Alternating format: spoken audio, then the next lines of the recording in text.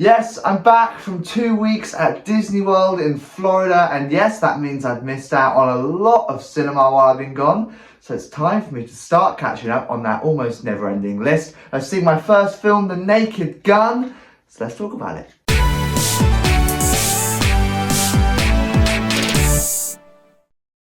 Hi, welcome back to the video, a brand new movie review. Today I'm talking all about the brand new Naked Gun movie that's in cinemas across the UK right now. Before we start talking about it, as always, a friendly reminder, these are just my thoughts, so don't let this dictate whether or not you decide to go and see it, because you might see it and feel totally differently to me. That's okay, because movies aren't made to cater for everyone. Without further ado, let's start chatting away about this movie. And I'm not going to lie, I was really excited to see this film because the trailer had been advertised quite a lot for a long time in the cinema before I was going to see films, and it looked really good. It looked like a really funny, light-hearted, good time at the cinema, and I think it was that, but it could have been that a lot more.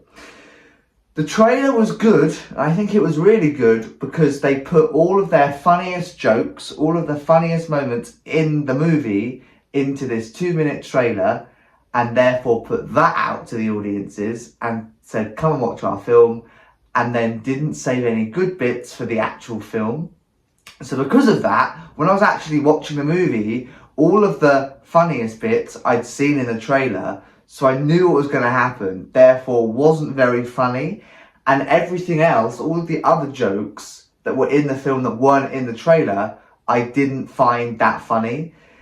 And I just felt very underwhelmed is the best word I can describe for this film.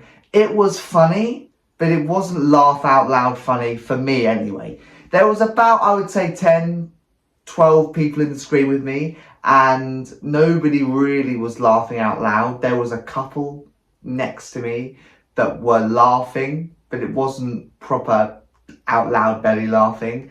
And I think because it was just flat humour, the humour felt very fake, very forced. And I think the biggest problem for me for this film was the fact that the plot almost seemed to take a back, but it was almost put on the back burner. It took a back seat and it didn't seem like the priority. It felt like they sort of made this film to be a funny film, but didn't really focus on the plot. So throughout the entire film, I never really quite knew exactly what was going on.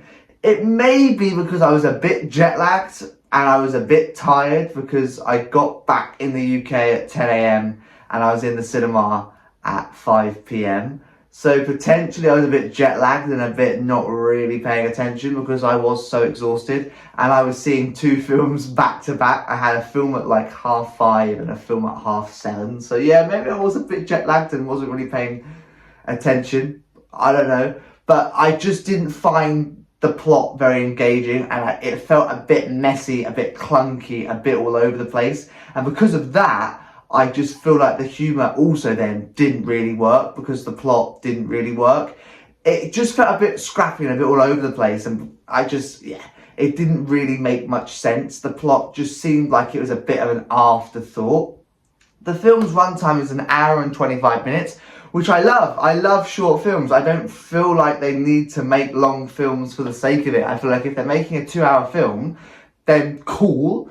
But hopefully you've got 2 hours worth of stuff to make it a 2-hour worthy film. If you are just making a film and adding runtime for the sake of it, I don't really understand why you're doing that. But this is a short film because I didn't need to add anything else to this film. I would argue they probably did to make the plot a bit better, but that's just my opinion.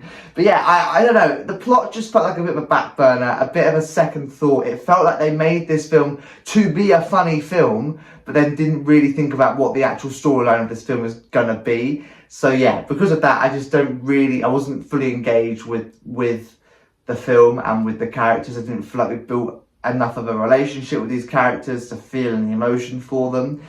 And yeah, ultimately they just tried to make a funny film, which is funny if this sort of humour is your niche, is your sort of humour. To me, it just wasn't. It was just very wacky, and they just tried to make some sort of joke almost like every 60 seconds in this film. They tried to have some sort of gag, some sort of funny moment to make you laugh every sort of 60 seconds, which just to me didn't really work. I wasn't really laughing that much.